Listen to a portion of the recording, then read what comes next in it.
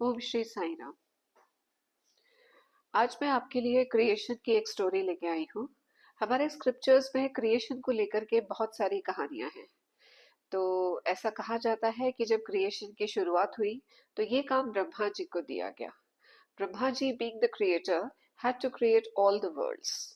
तो सारे जो प्लैनेट्स हैं, सारे जो ग्रह हैं, जितने भी हैं, उन सबको पॉपुलेट करने का काम ब्रह्मा जी का था। हमारे यहाँ 14 लोक बताए जाते हैं।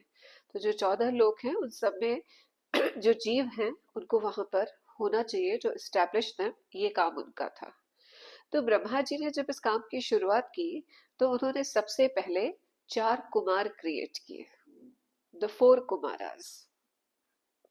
तो ये जो 4 कुमारास हैं, ये उनके माइंड बॉर्न सन्स बोले जाते हैं, क्योंकि ब्रह्मा जी ने उनको अपने मन की शक्ति से क्रिएट किया। Now what does mind born mean? हम लोग सुनते हैं, पढ़ते हैं और भूल जाते हैं। Basically, what it means is the power of visualization and then the power of manifestation. तो ब्रह्मा जी ने पहले उस थॉट पे फोकस किया that he wanted to create 4 boys, and then he focused on exactly how he wanted them to be. उनकी qualities क्या होनी चाहिए, वो कैसे होने चाहिए, उस पे उन्होंने फोकस करके, कॉन्सेंट्रेट करके विजुअलाइज किया, and with the power of thought he manifested them. That is Brahma's mind born sons. तो ये जो माइंड बॉर्न सन्स थे, अब चूंकि ब्रह्मा जी ने सबसे पहले इनको क्रिएट किया, सो दे वर वेरी प्योर। इनके अंदर सत्वा जो गुण है वो बहुत ज्यादा था। देयर आर 3 गुणास, सत्व, rajas and tamas. Sattva stands for clarity and purity, और जो रजस है दैट स्टैंड्स फॉर एक्टिविटी। तीसरा जो तमोगुण है, that stands for inertia and darkness, you could say that. तो ये जो चारों कुमार थे, चूंकि ब्रह्मा जी का पहला एक्सपेरिमेंट था, तो उन्होंने पूरे सत्वा से क्रिएट किए, full of light, very pure. अब ये चारों जो थे, इनके नाम ब्रह्मा जी ने दिए, सनक, सनंदन, सनातन और सनत कुमार। ये चारों भाई थे, ये बहुत छोटे बच्चे थे। इनकी एज ग्रुप आप बिटवीन 5 to 7 years ऐसा मान सकते हैं। मोस्टली 5 years इनकी एज बोली जाती है कि इनकी फिजिकल अपीयरेंस थी 5 years की। लेकिन चूंकि ब्रह्मा जी के सत्वा गुण से ये क्रिएट हुए थे, तो they were brilliant and very wise. उनके अंदर काफी ज्यादा नॉलेज और विजडम ऑलरेडी था व्हेन दे वर क्रिएटेड। फिर ब्रह्मा जी को उन्होंने प्रणाम किया और बोले, पिताश्री आज्ञा दीजिए, हम क्या करें। सो Brahma ji was very happy, और उन्होंने अपने बेटों को आज्ञा दी कि तुम जाओ, अब तुम ये काम शुरू करो अर्थ को पॉपुलेट करने का। We have to create all the worlds, और उन सब में हमें पॉपुलेट करना है, तो तुम अर्थ को पॉपुलेट करो। तो सनत कुमार जो थे, चारों कुमार, उन्होंने मना कर दिया। एंड दे सेड, आप कैसी बातें कर रहे हैं, आपने हमें क्रिएट किया है और आप चाहते हैं कि हम इस दलदल में फंस जाएं, ये संसार में मतलब जाकर के हम बंध जाएं। हम क्यों बंधना चाहेंगे? We are free, we are free birds. हमें सब समझ में आता है कि जो इंसान इसमें फंस जाता है मृत्यु लोक के चक्कर में, वो उसमें से फिर निकल ही नहीं पाता है। एक बार ये साइकिल शुरू हो जाती है तो it's never ending. The cause of Karma, cause and effect वाला जो है, तो वो ब्रह्मा जी को ये पसंद नहीं आया। उन्हें उनको कन्विंस करने की बहुत कोशिश की कि नहीं, ये तुम लोगों का धर्म है कि तुम ये करो। लेकिन वो चारों बहुत ही वो थे वाइज। उन्होंने बोल दिया, नहीं पिताजी, हम तो अपना पूरा जीवन भगवान श्री हरि की वंदना में बिताएंगे। हमको सिर्फ भगवान हरि का नाम स्मरण करना है और हम यही करेंगे, हमें ये काम नहीं करना। अब ब्रह्मा जी कुछ नहीं कर पाए, वो चारों बच्चे वहां से चले गए। फिर ब्रह्मा जी ने सोचा, अब क्या करूं, मतलब मेरा प्रथम प्रयास तो फेल हो गया। तो उसके बाद फिर जो कहानी है वो ये है कि फिर ब्रह्मा जी ने नारद जी को क्रिएट किया। तो नारद जी भी जब क्रिएट हुए तो उन्होंने भी उनसे यही कहा ब्रह्मा जी ने कि नारद, अब तुम ये काम शुरू करो। तो नारद जी ने भी मना कर दिया कुमारों की तरह कि नहीं, मैं भी ये नहीं करना चाहता। तो ब्रह्मा जी को ये बात बिल्कुल पसंद नहीं आई। अब जब उन्होंने देखा कि नारद भी नहीं सुन रहे, तो उसके बाद में उन्होंने, ब्रह्मा जी ने फिर दक्ष को क्रिएट किया, दक्ष प्रजापति। और दक्ष प्रजापति में उन्होंने थोड़ा सत्वा एलिमेंट कम कर दिया, ताकि वो कुमारों और नारद की तरह मना न कर दें टू पॉपुलेट द अर्थ। और दक्ष प्रजापति को उन्होंने फिर आज्ञा दी कि पुत्र अब तुम जाके इस पूरी दुनिया को पॉपुलेट करो। अब यहाँ पे तीन कहानियां चल रही थी एट अ टेंजेंट। सबसे पहली तो कुमारों की स्टोरी, कि ये जो चार कुमार थे, ये चारों जो हैं चूंकि दे वो वेरी वाइज, तो ये अपने ध्यान में रहते थे और अपने आनंद में मगन रहते थे। दे वो ब्लिसफुल, वेरी हैप्पी। जो सच्चिदानंद रूप होता है वो इनका रूप था। Always blissful, always lost in their own consciousness, और हमेशा आनंद में रहने वाले। फिर एक दिन उन्होंने सोचा कि भगवान विष्णु के हम क्यों ना प्रत्यक्ष दर्शन करके आए। वैसे तो हमेशा हम उनको अपने हृदय कमल में देखते हैं, विष्णु भगवान को आंखें बंद करते हैं तो विष्णु भगवान हमारे हृदय कमल में दिखते हैं, लेकिन एक बार जाके उनको वैकुंठ में भी दर्शन करके आते हैं। तो चारों कुमार वैकुंठ चले गए। वैकुंठ का रास्ता बहुत लंबा था, लेकिन उससे इन कुमारों को कोई फर्क नहीं पड़ा। ये बड़े आराम से वहां चलते हुए पहुंच गए, हरि नाम स्मरण करते हुए। भगवान जो विष्णु जी की जो नगरी है वैकुंठ, जो कि सिचुएटेड है, वो बहुत स्पेशल है। वहां पर सिर्फ बहुत पुण्यात्मा लोग ही जा सकते हैं, बाकी सबकी एंट्री वहां रिस्ट्रिक्टेड है। हर कोई वहां जा नहीं सकता वैकुंठ में। लेकिन चूंकि ये चारों Kumar they were very pure, they were full of sattva, और वो भगवान के बहुत डिवोटी थे, बहुत भक्ति करते थे, तो जब वो वहां पहुंचे तो वैकुंठ के 7 दरवाजे होते हैं, तो एक एक करके दरवाजे उनके लिए खुलते गए ऑटोमेटिकली, और चारों कुमार आगे बढ़ते गए। किसी ने उनको नहीं रोका। वैकुंठ बहुत ही सुंदर नगरी थी। It was beautiful, the most beautiful paradise that you can imagine.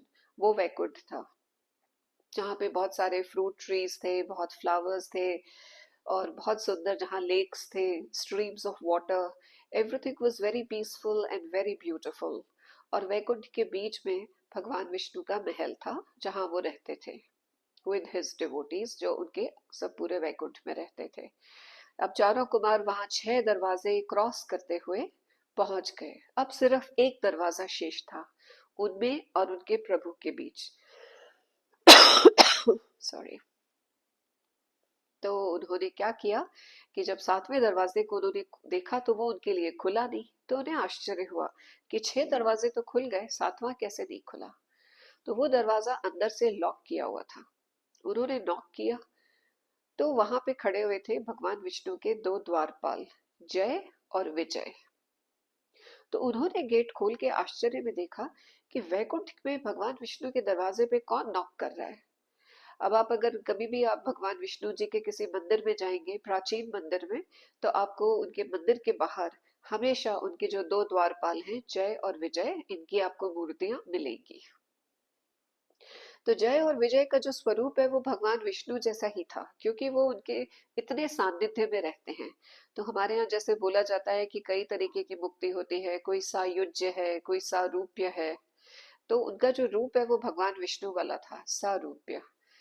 उनके और भगवान विष्णु में बस इतना ही अंतर था कि भगवान विष्णु के जो 4 हाथ हैं, उसमें वो एक हाथ में लोटस फ्लावर लेते हैं, पद्म, एक में सुदर्शन चक्र होता है, एक में गदा होती है, और एक में उनका धनुष होता है। ये उनके भगवान के हैं। लेकिन ये जो है द्वारपाल, इनके हाथ में वो लोटस फ्लावर नहीं होता, इनके हाथ में तलवार होती है। तो इन्होंने पूछा उनसे, कुमारों से, कि तुम लोग क्या चाहते हो बच्चों, यहाँ कैसे आ गए, और तुम्हें आने किसने दिया यहाँ तक। तो चारों कुमारों ने बोला, हमें किसी ने नहीं रोका, हम भगवान विष्णु के भक्त हैं और हम उनके दर्शन के लिए आए हैं। प्लीज जाके विष्णु जी को बता दो कि हम उनके दर्शन करना चाहते हैं तो एक बार। तो वो दोनों को बड़ी हंसी आई, जय विजय को, कि कैसे अजीब से बच्चे हैं, इतने छोटे बच्चे हैं, इन्होंने कपड़े भी नहीं पहने, जरा जरा से ये लड़के पता नहीं कहाँ से चले आए। और डिमांड तो देखो इनकी, कि स्वयं भगवान विष्णु से मिलना चाहते हैं। अरे उनसे तो बड़े बड़े ऋषि मुनि नहीं मिल पाते, देवताओं को उनसे मिलने के लिए टाइम लेना पड़ता है, ऐसे ही थोड़ी पहुंच जाते हैं देवता भी। देवलोक से इंद्र वगैरह आते हैं तो वो भी पहले ब्रह्मा जी के पास जाते हैं, through proper channel. Brahma ji से जाके बात करते हैं, उनको बताते हैं, फिर ब्रह्मा जी उनको लेके आते हैं कमल नयन भगवान विष्णु के पास। ऐसे ही कोई थोड़ी आ सकता है यहाँ पे। तो उन्होंने उनको डांट दिया और बोल दिया, तुम लोग वापस जाओ, भगवान का टाइम मत वेस्ट करो, जस्ट गो। तो उन चारों कुमारों को बड़ा बुरा लगा कि ये कैसे हैं, ये हम इतनी दूर से आए हैं, हमको मिलने नहीं दे रहे। तो उनकी 2-3 मिनट तक उनकी कोशिश चलती रही कुमारों की कि हमको मिलने दो। पर वो दोनों चूंकि समझ ही नहीं पाए कि ये बहुत ही मतलब ब्रह्म ज्ञानी ऋषि हैं, वो उनकी अवस्था देखकर भ्रमित हो गए। उनको बस यही दिखा कि ये फिजिकल अपीयरेंस से छोटे बच्चे हैं, लेकिन वैसे वो ब्रह्म ज्ञानी ऋषि हैं, ये वो समझ ही नहीं पाए। तो उन्होंने उनको मना कर दिया बहुत रूडली कि नहीं मिल सकते, भगवान सो रहे हैं, हम उनको डिस्टर्ब नहीं करेंगे। तब उन्होंने कुमारों ने कहा, हमने तो सुना था कि भगवान अपने भक्तों के लिए हमेशा आतुर रहते हैं और भगवान अपने भक्तों की पुकार तुरंत सुनते हैं। यहाँ हम सुन रहे हैं कि भगवान की नींद डिस्टर्ब नहीं हो सकती, ये कैसे हो सकता है? भगवान ऐसे नहीं है, ये तुम लोग हो, तुम्हारे अंदर जो है ये बहुत ज्यादा क्रोध और लोभ और मोह बहुत कुछ हो गया है। तुम समझते हो कि तुम भगवान के पास रहते हो तो तुम स्पेशल हो और सिर्फ तुम दर्शन करोगे भगवान के, और किसी को नहीं होगे। तो ठीक है, आज से अब तुम भगवान के साथ नहीं रहोगे। हम तुम्हें शाप देते हैं कि अब तुम पृथ्वी पे जाके रहो और भगवान से दूर रह के देखो तुम्हें कैसा लगता है, जो तुम दूसरों को नहीं मिलने दे रहे। इस बात से जय और विजय एकदम स्टम्प्ड हो गए। उनको विश्वास ही नहीं हुआ कि ये उनको शाप मिल गया इतने छोटे बच्चों से। तब तक क्या हुआ कि विष्णु जी अंदर जो थे लेटे हुए, वो बाहर उठ के आए। क्योंकि जब ये कुमारों ने जब ये शाप दिया तो एकदम से जैसे अर्थक्वेक आता है ऐसा साउंड हुआ, जोर का ओमिनस साउंड।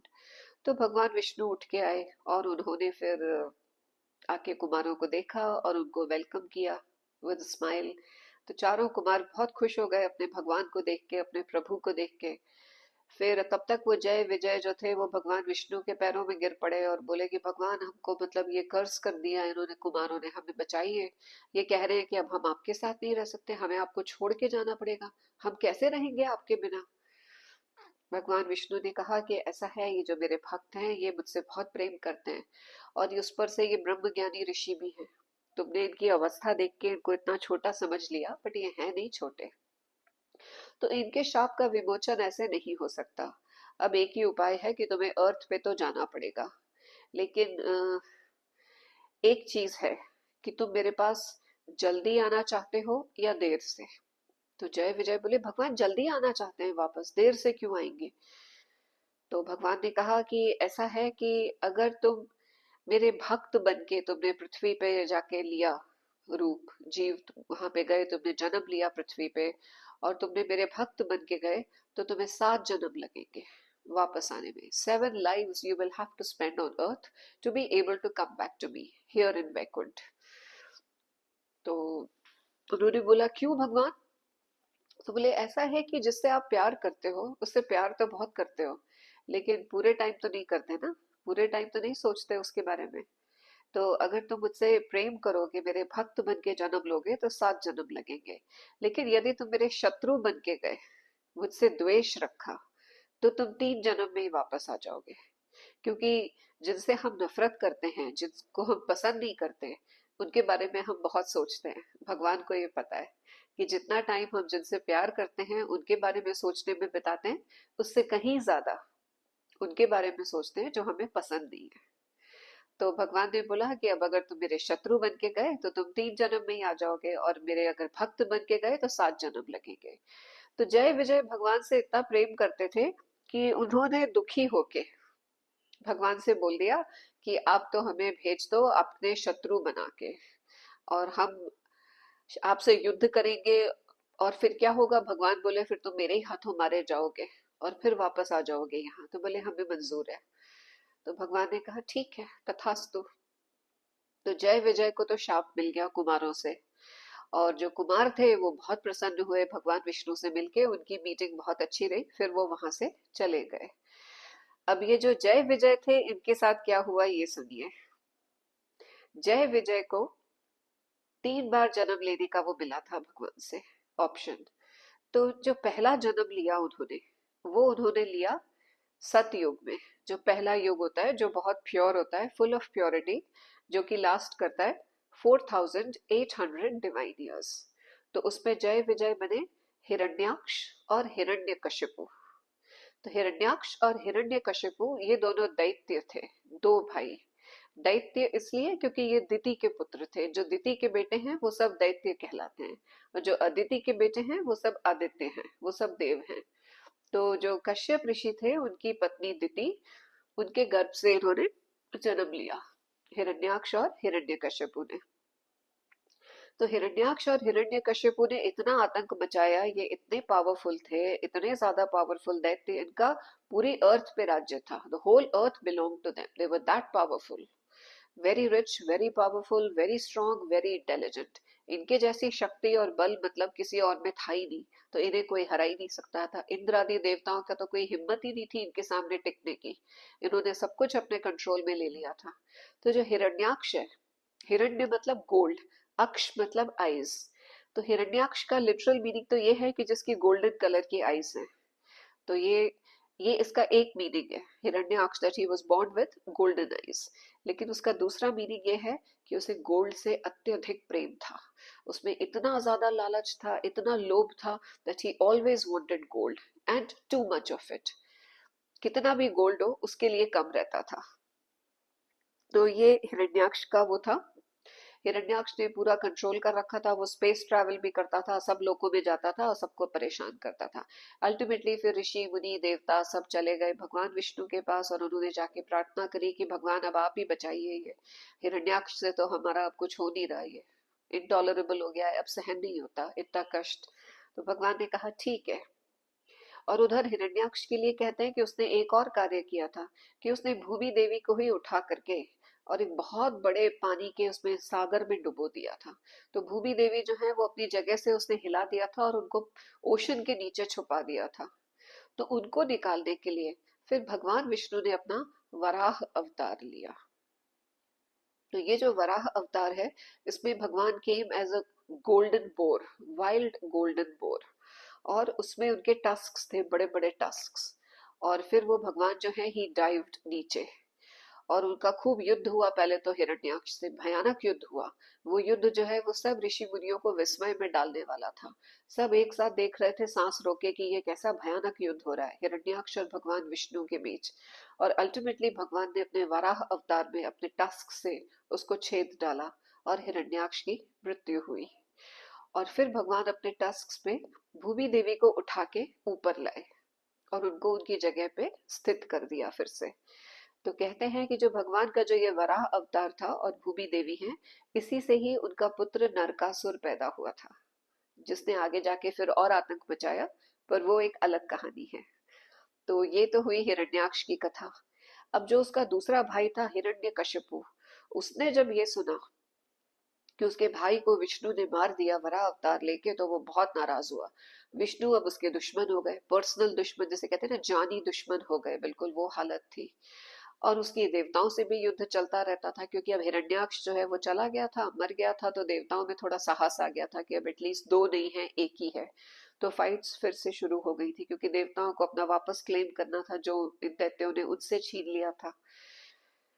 इस सब के बीच में हिरण्यकश्यपु के यहाँ जन्म हुआ एक बच्चे का। वो बच्चा था प्रहलाद। और प्रहलाद जो था वो जन्म से ही भगवान विष्णु का बहुत भक्त था। वो जब अपने गुरुकुल में पढ़ने गया अपने गुरु के पास, तो वहां जाकर के उसने सब सीखा, सारी उसने विद्याएं सीखी, सब कुछ सीखा। लेकिन विष्णु जी की भक्ति उसके अंदर इनहेरेंट थी।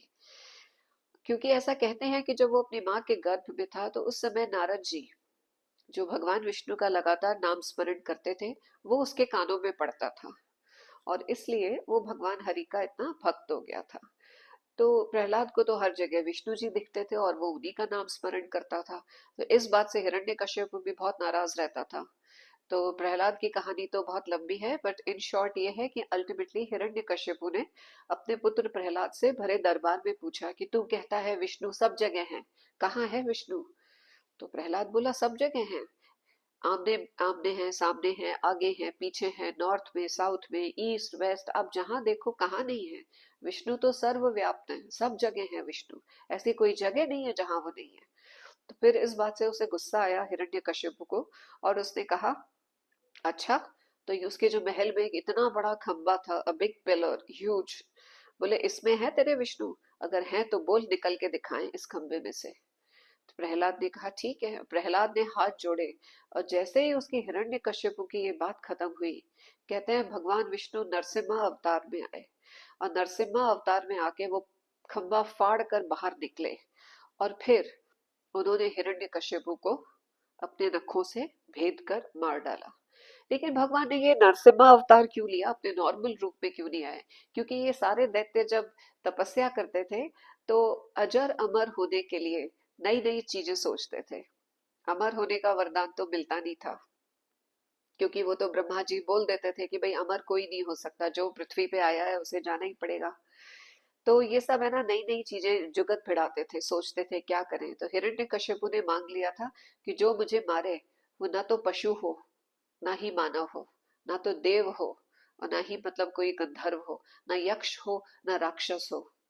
ना तो मुझे दिन में मारे ना रात में मारे, ना तो जमीन पे मारे ना तो पानी में मारे, ना तो घर पे मारे ना तो घर के बाहर मारे। ऐसे उसने बहुत सारे उपाय लिख दिए थे, ना तो अस्त्र से ना तो शस्त्र से। तो इतने सारे उसने जो क्लॉज लगा दिए थे उन सब पे तथास्तु कह दिया था ब्रह्मा जी ने कि ठीक है, तेरी मृत्यु ऐसे ही होगी। अब इसके लिए भगवान विष्णु नरसिम्हा बन के आए कि he was neither man nor animal. उनके जो हेड था वो लायन का था, बॉडी जो थी वो इंसान की थी। और फिर उसने कहा था न दिन में न रात में, तो उस समय संध्या समय था। फिर उसने कहा ना तो घर के भीतर न बाहर, तो वो जो ड्योढ़ी होती है उस पे जा करके। और फिर न अस्त्र से न शस्त्र से, तो उन्होंने अपने नखों से उसको भेद डाला। तो इस तरीके से हिरण्यकशिपु की भी मृत्यु हुई और जय और विजय का एक पनिशमेंट पूरा हुआ और वो अपने दूसरे पनिशमेंट की तैयारी करने लगे। तो ये तो था उनका सतयुग का पनिशमेंट। उसके बाद आया त्रेता युग। त्रेता युग चलता है 3600 डिवाइन ईयर्स, और उसमें भगवान के प्रिय जय और विजय को एक बार फिर बहुत बड़ा रोल मिला भगवान की लीला में। भगवान की इस लीला में उनको रोल मिला रावण और कुंभकर्ण का, और भगवान विष्णु स्वयं श्री राम बनकर उन्हें मारने के लिए आए। तो रावण और कुंभकर्ण जो थे वो लंका के वो थे अधिपति, क्योंकि लंका उनके भाई कुबेर की नगरी थी, लेकिन कुबेर से उन्होंने लंका छीन ली थी और उसको अपना बना लिया था। और इतना तप किया था रावण ने और कुंभकर्ण ने कि वो बहुत शक्तिशाली हो गए थे। उनकी कहानी तो हमें पता ही है रामायण में कि किस प्रकार से भगवान ने अपनी वानर सेना ले जा करके और उनका जो घमंड था वो चूर किया और अल्टीमेटली उन दोनों को भेज दिया मृत्यु लोक से। तो रावण और कुंभकर्ण का उनका हो गया। उसके बाद आया द्वापर युग। द्वापर युग जो 2400 डिवाइन ईयर्स का होता है, और इसमें एक बार फिर जय विजय आए। अच्छा, उनका पावर हर बार थोड़ा कम होता जा रहा था। अब देखिए कि हिरण्यकश्यपु और हिरण्याक्ष जब वो थे तो पूरी पृथ्वी उनकी थी। They were very powerful, powerful enough to displace earth. जब रावण और कुंभकर्ण बन के आए तो थोड़ा पावर कम हुआ कि अब वो पूरी पृथ्वी के नहीं, बट कुछ रीजन्स के वो थे राजा। फिर अब की बार जब वो आए द्वापर में तो उनका पावर और कम हुआ, और अब की बार वो बन के आए शिशुपाल और दंतवक्त्र। तो अभी तो वो मेन कैरेक्टर्स में भी नहीं थे। भगवान कृष्ण जो आए थे तो उन्होंने अवतार खाली शिशुपाल और दंतवक्त्र को मारने के लिए नहीं लिया था। भगवान के और भी बहुत महत्वपूर्ण कार्य थे जो उन्होंने किए थे। ये तो उन्होंने भू भार कम करने के लिए इन दोनों को भी मारा था, क्योंकि इनका भी वो, इनकी नियति थी कि ये भगवान के हाथों मारे जाएं। तो भगवान श्री कृष्ण ने हालांकि शिशुपाल की माँ को ये वचन दिया था, जो कि उनकी बुआ थी, कि वो उसकी 100 गलतियां माफ कर देंगे। लेकिन जब शिशुपाल ने 101 टाइम्स भगवान श्री कृष्ण का अपमान किया, तब भगवान ने अपना सुदर्शन चक्र चला के शिशुपाल का भी अंत कर दिया। और इसी प्रकार दंत वक्त्र, जो कि अगेन भगवान का एक थोड़ा डिस्टेंट कजन था, उसको भी उन्होंने इसी प्रकार से एक युद्ध में मारा। उसको सुदर्शन चक्र से नहीं, उसको उन्होंने अपनी कौमुदकी, अपनी जो गदा है उससे उसको मार के उन्होंने फिनिश कर दिया। तो ये जो स्टोरीज थी कि जय विजय का जो पनिशमेंट था जो कुमारों ने दिया था और किस प्रकार से उनको वो लेना पड़ा और 3 बार उन्होंने किया, ये एक कहानी थी। तो आज की कहानी यहीं तक। साई राम।